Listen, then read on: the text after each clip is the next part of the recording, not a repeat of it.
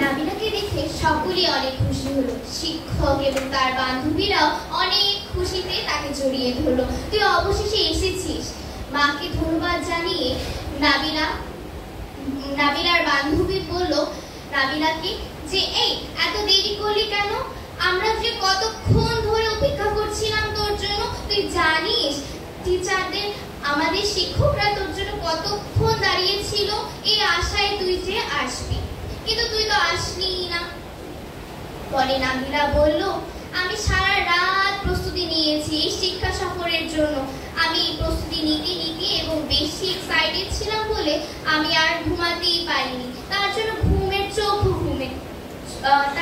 আমি ঘুম থেকে উঠতেও পারিনি সকালবেলা। তারপর ওরা আবার বাস ছাড়বে বলে সকলে শিক্ষক তাদেরকে ডাক দিল। নাবিলা সহ সকলেই আবার বাসে উঠলো। বাসে যাওয়ার পর যেতে যেতে যেতে তাদের গন্তব্যস্থলে পৌঁছালো। তাদের ওখানে ছিল অনেক বিশাল বড় মাঠ, গাছপালা দেখে সকলেই অনেক খুশি। সেখানে তারা নেমে তাদের খেলাধুলা শুরু করলো।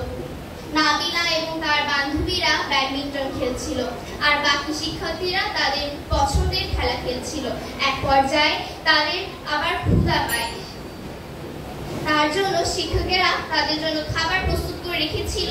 সময় মতো তাদেরকে ডেকে তাদেরকে বলেছিল, এখন তোমরা কিছুক্ষণ বিশ্রাম নাও এবং খাবার খাও।